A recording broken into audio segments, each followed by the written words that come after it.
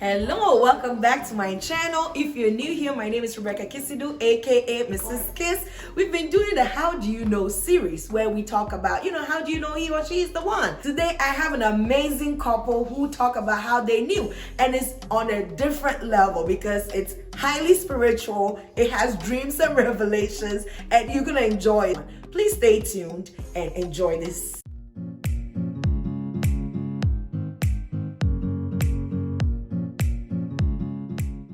Okay, so I'm so excited. I guess you see the surprise here. I have with me Pastor Jay and FirstLady Eunice, the Gyimahs, and they're gonna talk about, how they knew each other was the one. And Sophie, you're welcome. Thank you. So Mommy, you're welcome. Thank you. So, how long have y'all been married? So July will be 10 years. 10 years! Wow, congratulations. Thank you. That's awesome. And Sophie, was it okay? How did you meet? How did you meet Sophie? I think I'll You go. go first because eventually I have to correct something. She keeps on correcting and Yeah, that's what all correcting. because the guys don't Don't get make this up stuff. that. Don't get it. She happened to come to the same college that I went to Okay. after I had completed. So that's where we started really getting to know each other. Okay, so you had already left the college Yes. and she came. So how did you meet? Well, so her dad technically, just as I saw her back in the days, during the junior high school days, her dad technically handed her in a way to me because he knew that I had gone to the school, That school. and I knew all the ropes around. So he says, help my daughter to figure her way out. The And spiritual. it was a spiritual connection. So to mentor her, so you were her mentor in a way. In a sense, yes. Oh. And that's what I did for most of the students that came to the school. Okay. Not just her, but most of the students that came to the school after I had left. Oh, okay. So mine was the story. Do you think your dad did that, or Sophie actually took on the mentorship position by himself? What happened? I think yeah, he did. That was what he used to do. Okay. When students come around, because if you're new to the country, he would want to. Everybody knew him. He was As quite in the popular. US, when you migrated here Yes, to the US. yes. Okay. So I came to school here, and then even the school that what made me choose was that I knew some friends in the city where we were, so I didn't know he was here. Okay. And so those people were maybe the main interest. I was like, okay, I know this person, I know this other person. I'm a Joy, Precious. So I said, okay, let me move. That was what made me choose the school. Okay. Because I felt like I knew some people there. So when I got here, and then I met him, was the deacon at church. Very vibrant and all that. I came to introduce myself the first day. So my dad came later on, Right. and then he even then said, okay, take care of Eunice for me and all that. Oh, So I really took care of yeah, her. Yes. so I guess it was sense. My dad did that, and then he And eventually did you think your dad knew knew that this take care of her in a sense that this could be? Oh, I don't think that was what. Yeah, No parents bring their child here.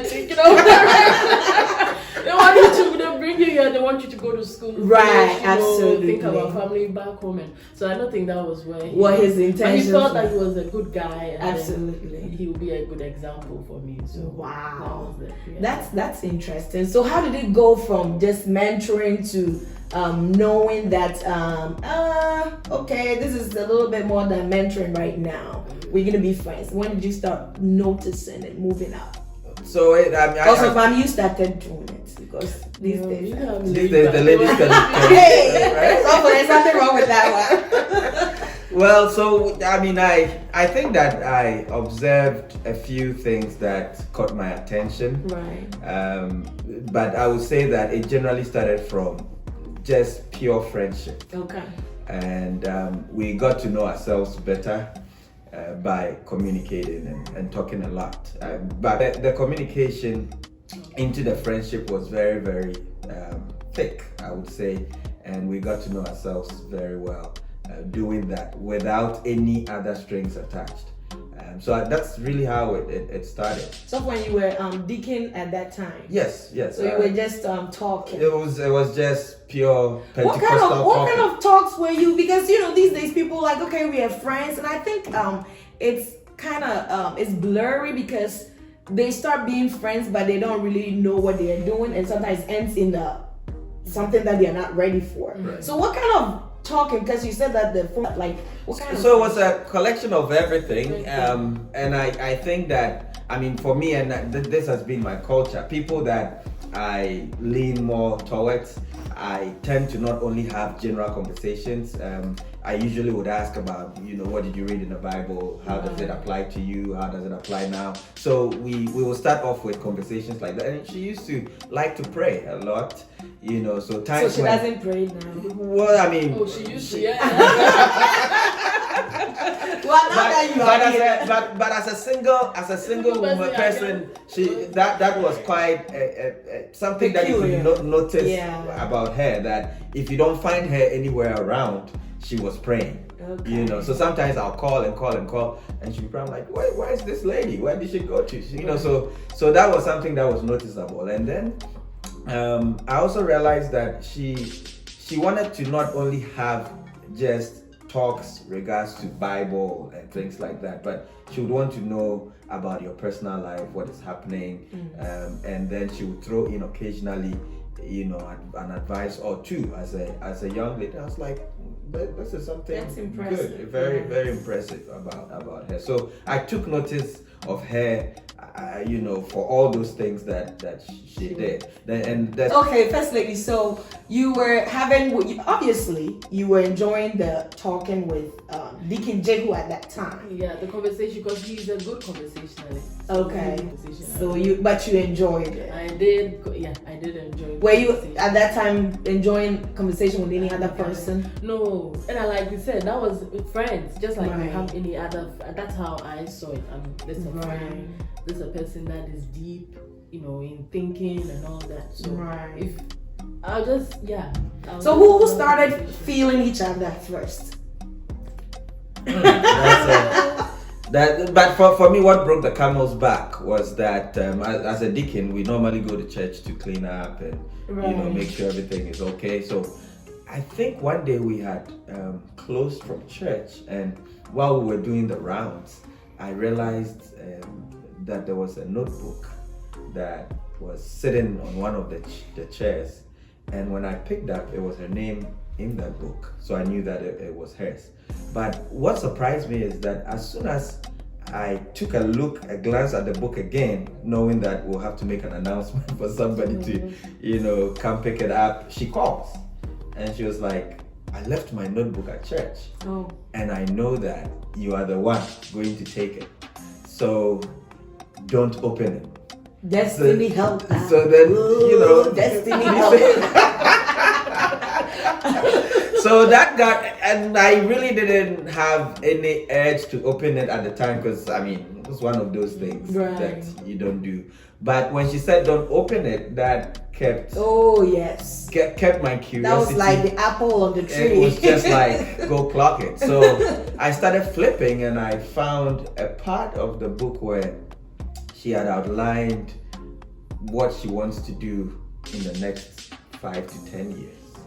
And for me, that was very, very impressive that somebody of her age at that time would be able to map out what she wants to do over the course of 10 years. And that really took me, she really swept me off my feet. And I was like, wow. That deacon is one. Okay, so from what I inferred from what you were saying, that you guys started off with friendship, pure friendship. And I think it's important that we pay attention to that. Being friends helps. Would you say that, Pastor?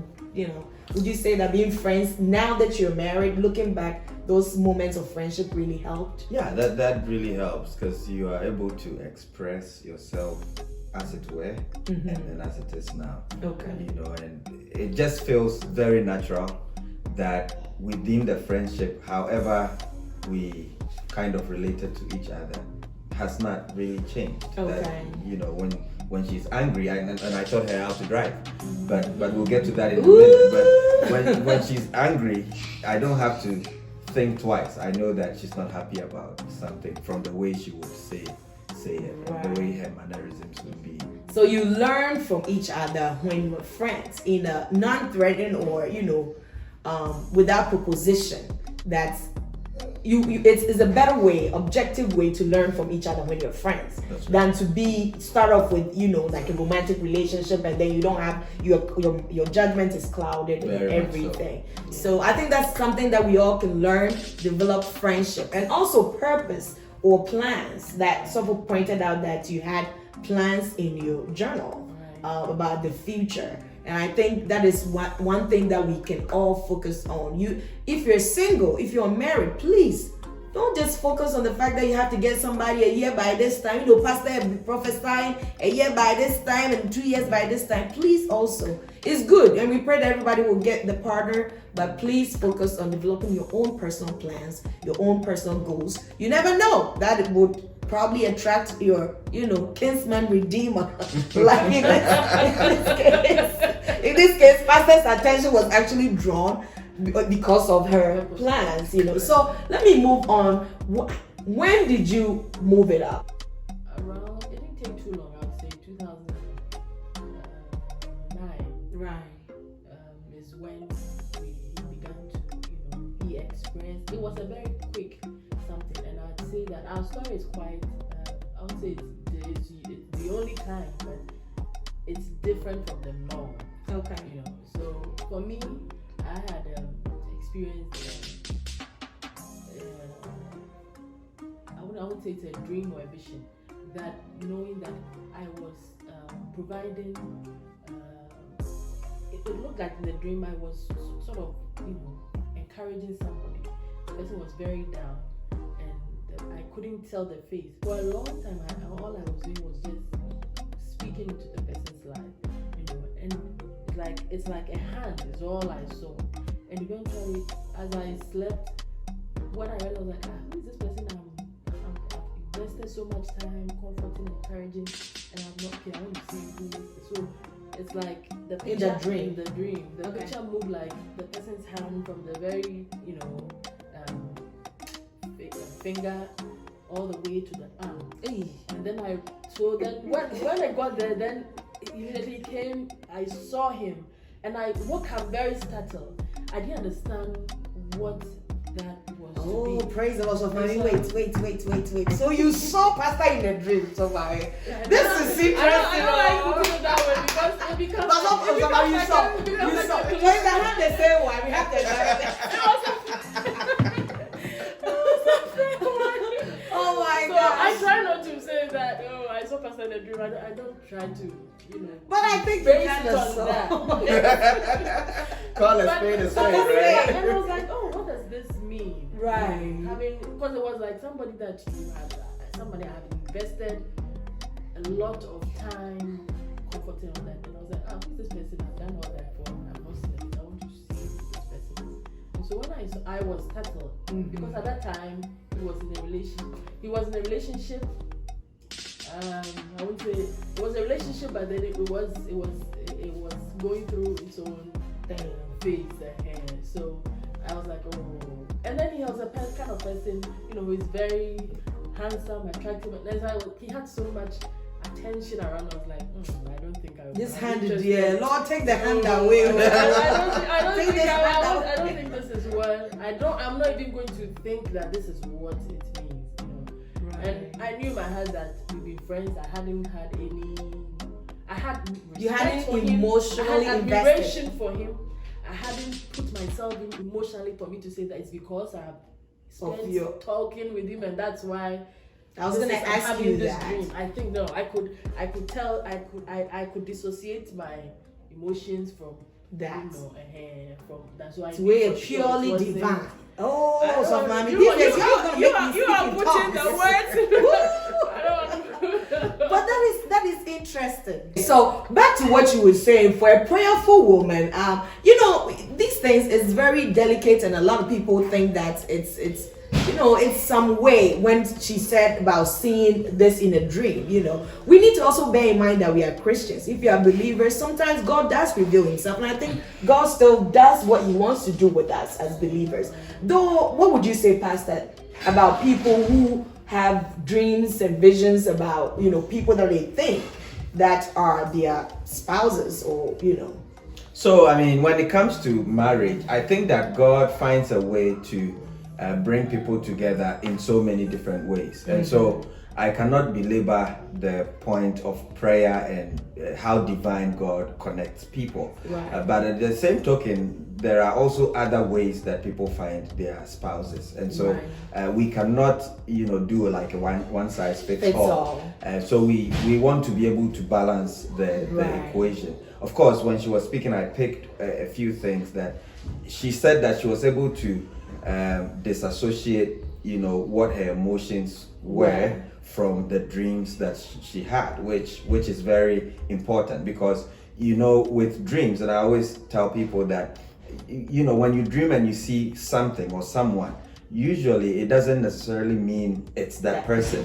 And so we need to be able to, as Christians, understand how dreams work, what they are. Some people even, as she says that, I just want to affirm that it's not a one size fits all. But it can be done. God definitely, can show himself. definitely, God can show himself. But I think that for me, what helped me was the fact that, like you're saying, I was like, okay, this is a dream that we have, but if God is saying something, then I believe God should also tell him something, because marriage is not an imposition. I can't place myself and say that this is what God has said, so therefore. So how did it work? How long before oh, sorry, go how ahead. long before you had a dream?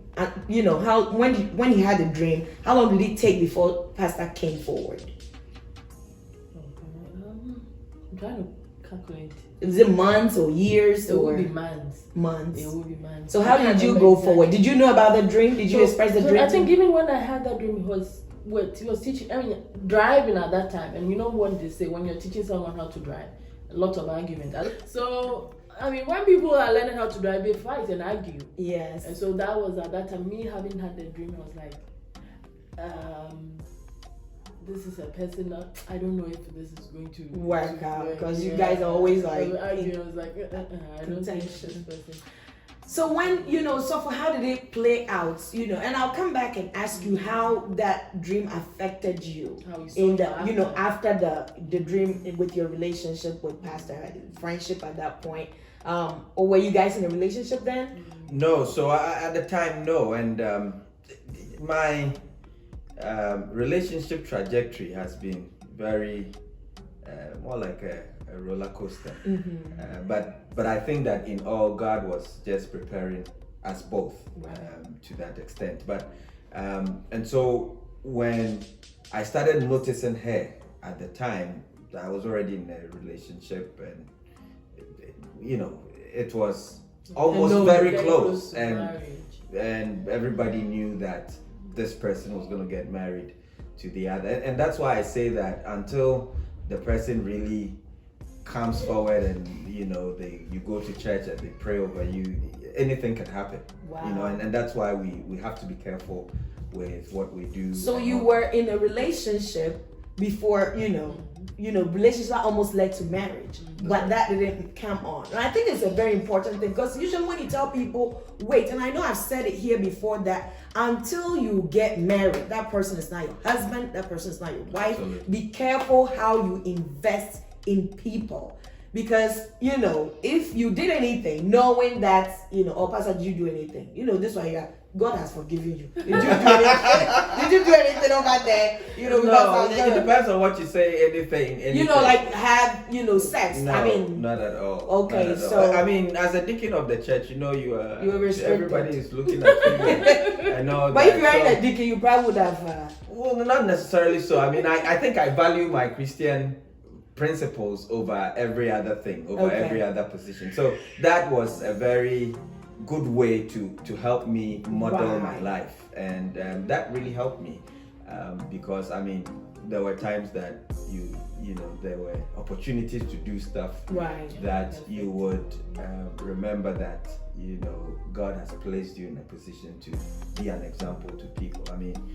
and so that was what drove me away into, from doing keeping myself the way I did. Okay. But I wouldn't say that there were not times that you were tempted. I was tempted. Yes. Tempted. Yes. You were tempted in every way. In every way. Man could be tempted. But I stood. You stood.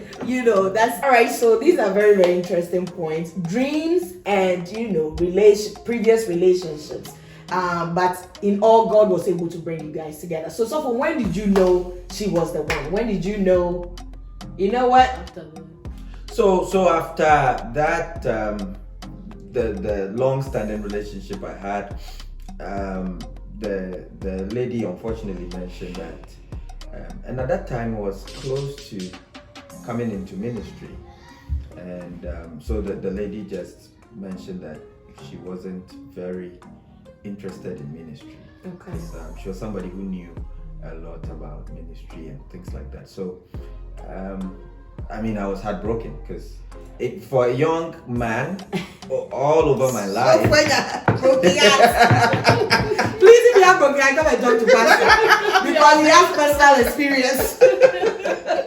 And there's a future for you. You'll be laughing in the future like that. Exactly. I promise you. Yes. But come and see him. I don't have. And the fact that you're broken-hearted doesn't mean it's the end of the world. It's part of life. Right. Yeah. Okay, so we know that there has been dreams, there have been broken hearts, and I know Sofmari mentioned that he had some girls, or attention around you, and I do remember a little bit. You've been in Pensa for a minute, and and you've been playing the keyboard and singing. So all these keyboard. There is a notion that keyboardists and the pianists and the drummers.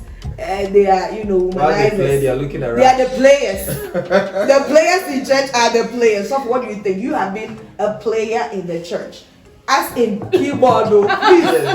So, Pastor, what do you say to that? So I want to disabuse our mindsets on that tag that we have of instrumentalists at church. I think that it's not everybody that is like that. Okay. You would find people that are very genuine in terms of the approach when it comes to relationships, and so attention. But obviously, girls usually like people not necessarily playing instruments, but people that are in the forefront, in the spotlight. So when people see you and they come to you, every kind of attention gets to you. That's really what it is, and that was true because everywhere you go, everywhere you find yourself, you see people gravitating towards you because you are in the spotlight. Okay, so how did you handle that? How did you handle the attention from the females and Brother Jehu and Pastor J? And so for you you're not a bad-looking person. So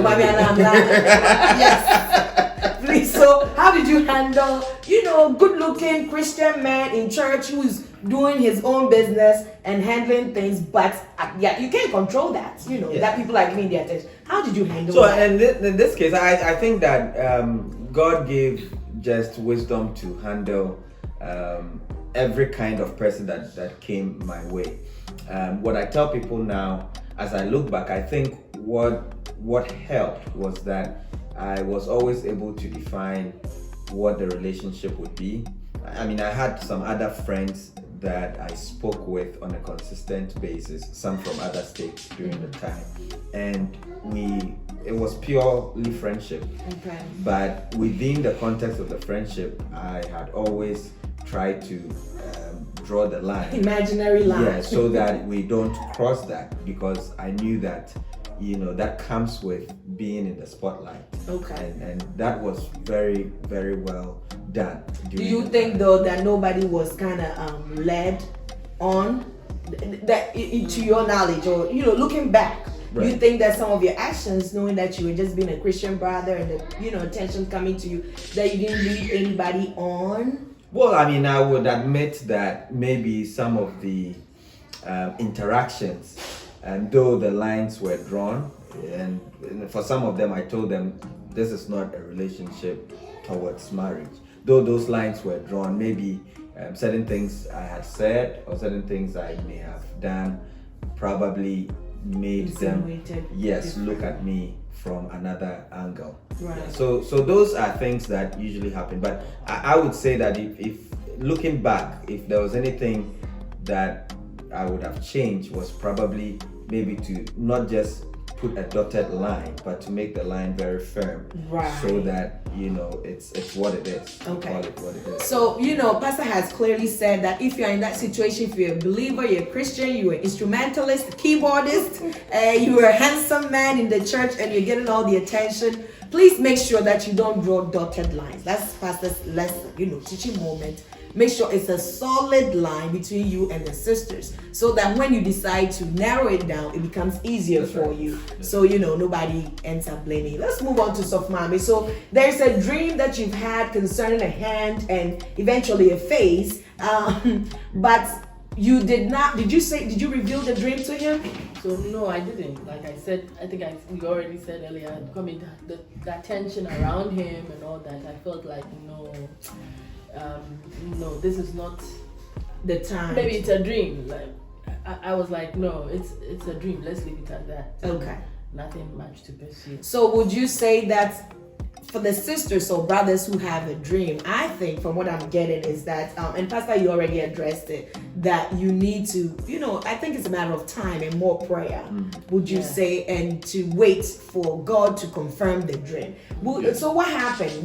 Moving forward, how did you know that, Eunice then was the one? So let me just drop a biblical scenario that when Joseph saw the dream at that early age, it took several years after he had gone through all packets of issues, until that dream was materialized. So dreams, if those dreams are what they are, then they need to be given time to develop.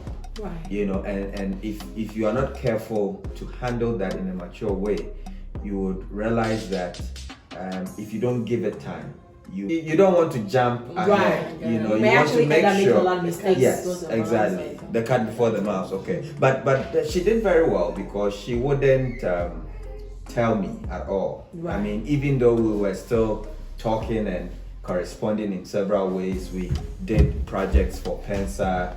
We did, things together, but she never mentioned that, and I thought that was very respectable, right, of her. And so I would say that if it's a dream, we have to give it time, right, to develop until that time. And it also gave you a chance to make your own independent decision. Yes. So that you, into the marriage, you wouldn't think that you were kind of forced, divinely forced. That's right. to that can happen. Because I think some people have been divinely forced, or even sometimes by pastors and church leaders, to marry certain people that maybe they shouldn't have been married to. That's right. Because you didn't give it time, like Pastor is saying. There's visions and there are interpretations of visions, and sometimes they may have different direction than what you are, seeing. And so I think prayer and time is really, and some sort of responsibility and maturity. That's right. As displayed by Eunice then. I'll call you Eunice then until we get to the first lady part, and then I'll call you that. So how did you how did you move on? How did you know? So at this point when I was brokenhearted, that I needed time and space to really get myself together. Now, what the truth was at the time was that I really, because there weren't any kind of intimacy and stuff like that, it was easier to kind of recuperate and get myself in shape for the next relationship. But it wasn't an easy ordeal.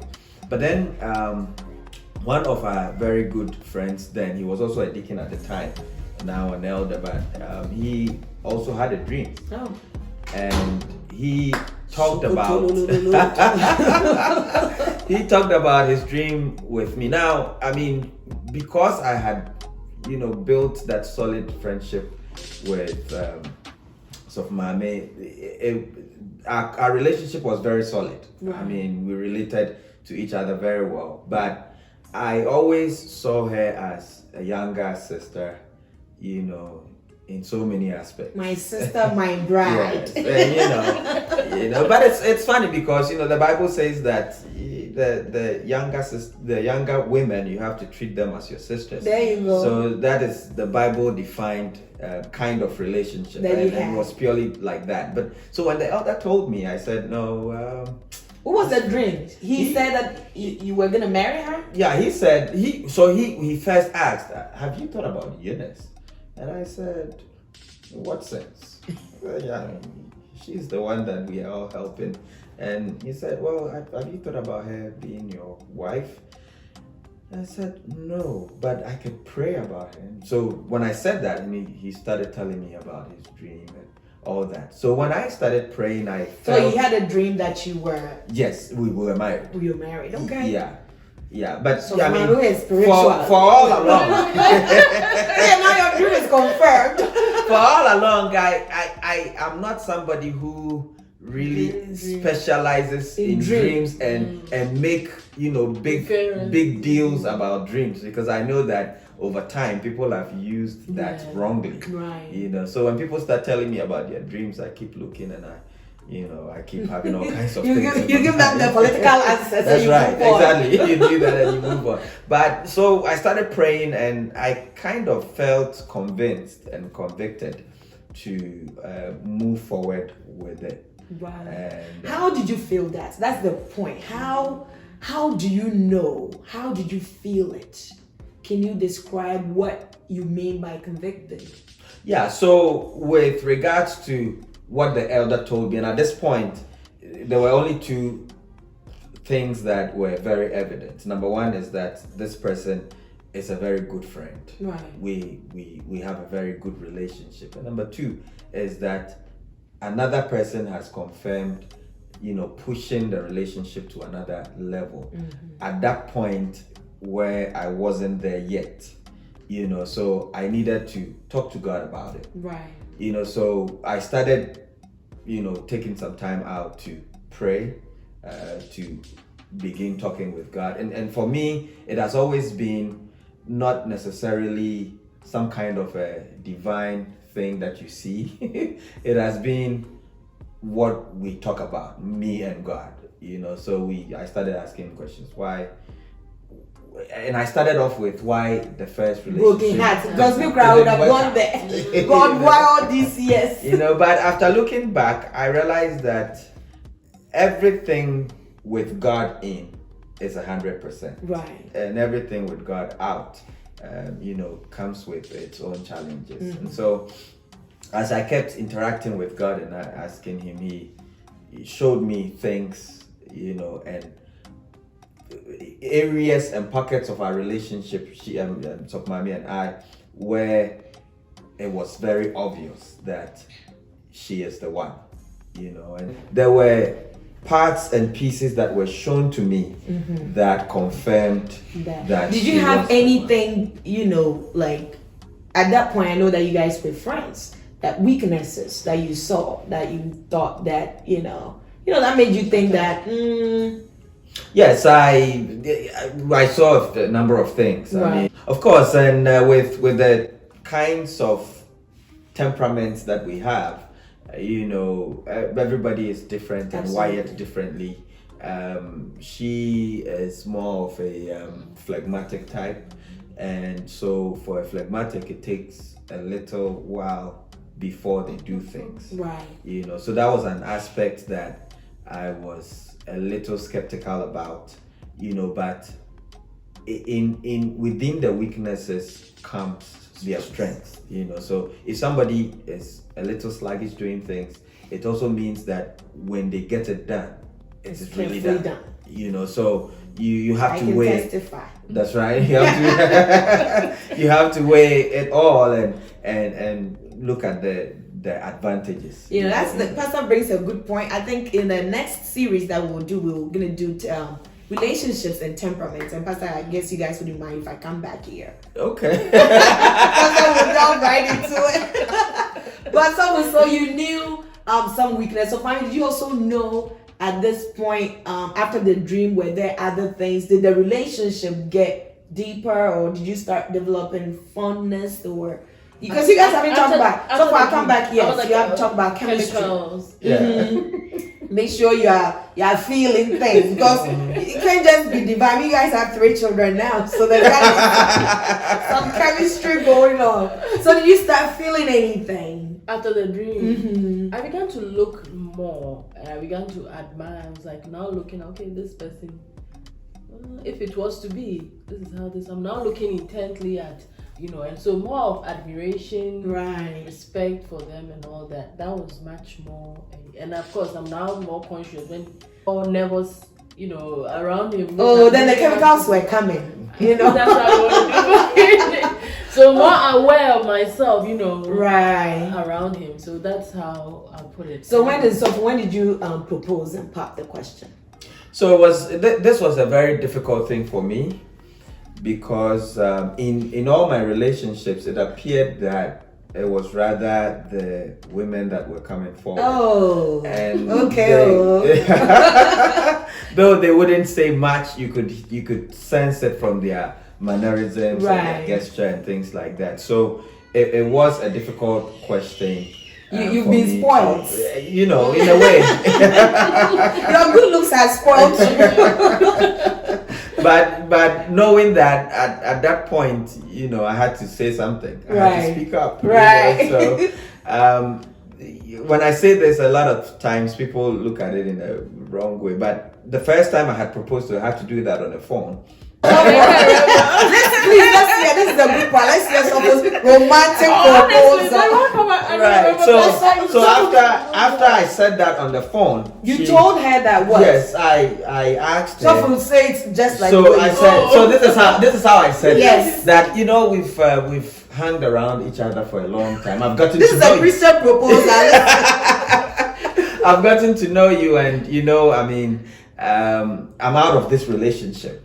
And I'm looking at the way forward in terms of my life, and I would like you to partner with me, to be my partner. Oh, is it? Oh, it's a partner, huh? Maybe You didn't said, use the word marry? partner, and I said, would you marry me? What did you say? Because I had already, I said yes. Hey. I didn't say She didn't give me a hard time. She said, I'm not gonna. I She didn't said, get a hard time because not because she said, I'm not gonna think you're about supposed to it. get an easy time. Or I was supposed to say, I'm going to think about it, because that would have been quite.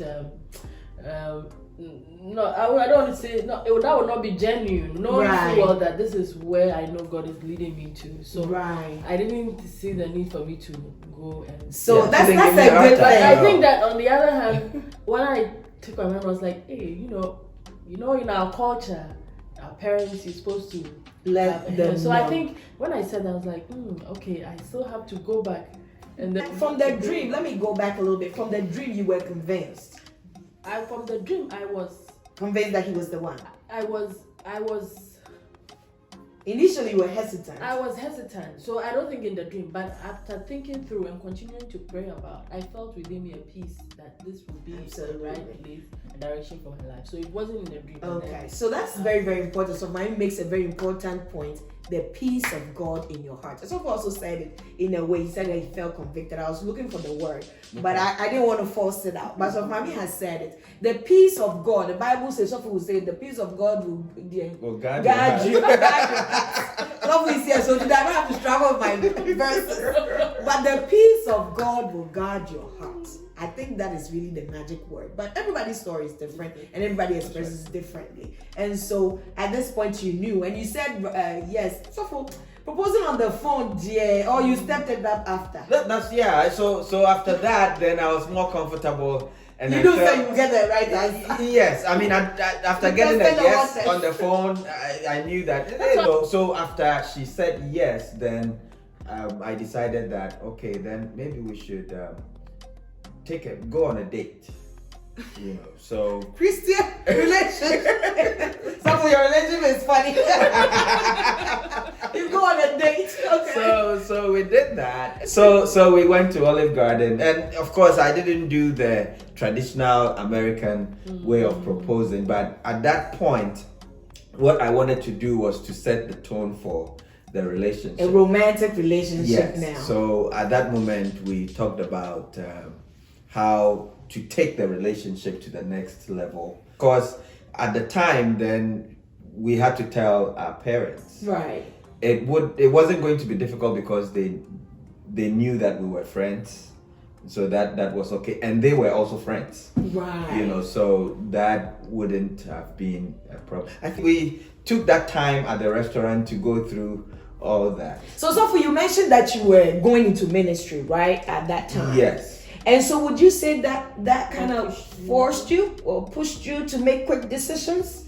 No, I wouldn't say so, because at that time of my life, I knew that I had to settle. So ministry didn't force you to marry? No. And he didn't mind having to go in if he had to go in without a wife. Yeah, he thought that. Yes. Oh, okay. But this is a beautiful story. So marriage came on. So overall, from knowing First Lady to marriage, how long did it take before you married her? From knowing her from the day friendship to marriage, how long? So that's about maybe a year and a half. Oh, that was quite about a it's year quick. and a half. Yeah. I mean, and I think that when you know it, you know it. right. You know, so people should not take too long, and it brings with it a lot of challenges. Now, I mean, you talked about chemistry earlier on. Right. Now, at this point where we had established the relationship, you know, the chemistry went up another notch. Okay. You know. Now you started to see the So I started seeing all that, but more so when you touch her or you shake her hand and all that, you know, like those electrons go through the body. It started working. So at this time it was really working. So I knew that everything was working. So would you say that chemistry is important? Well, you cannot have important for the relationship, For marriage. or as an individual. Right, to say for Christians, you know, sometimes you would say, especially that since both of you were raised and were Christians from, you know, childhood also, sometimes you just get, you know, from your stories, probably very divinely orchestrated, you know, a lot more of your story is. So would you say that chemistry would be important for somebody with a similar story or coming up, or, you know, spiritual people is what I'm trying to say. What would you say to spiritual people about chemistry? Okay, so I like to ask this question in conclusion to First Lady. Is romance important in a divinely connected, you know, relationship like yours? You know, is romance important? Because girls like romance, you know. So, Mary, do you like romance? I do. I have my own ways of, you know, expressing romance. But Right. Yeah, I would say that after all that divine connection, must put in, you know, investment into the relationship to Right. And so apart from that spiritual aspect, there's that emotional connection, you know. So you guys, that after must you happen, knew, emotional connection came that must on. come through. There must be, and romance is one way of building that, you know, connection between the two of us. Okay. And so that was what we did it because number one, we felt like, okay, if we're going to go into marriage, we'll have more of that in marriage. And so before marriage, we didn't have too much of that. Okay. What kind of romance did Christian couples before marriage do? What was the romance like? Was it just talking on the phone, or I love it? What kind of romance was that? I'm just curious. For me, I think that it's just not all about sex and all those things are good. You know, don't get me wrong, but prior to the marriage, those things that matter, you know, are things that would help you rather put the gel together, Right. and then get it ready for the marriage. Right. Well, thank you guys so much. Thank you, Pastor and Mrs. Gyimahs. It's been a pleasure. One thing that I've learned, or the things that I've learned here, is that before they knew each other was the one, there was a period of friendship. There was purpose and plans for the future. There was divine connection. And for their particular story, I see divine revelation. And I think that everybody's story is different. Like, so Mami's proposal wasn't one knee on the ground, it was on the phone. And you didn't have any problem with that. It was, you know, so everybody's story is different. I hope that you appreciate your own personal story that the Lord is taking you. And all the best to you out there. And we'll see you again in the next video. Thank you so much, Pastor, You're so for welcome. joining Thank us. you for having us. Thank you so much. And we'll see you in the next video. Please don't forget to subscribe and like my video. Bye.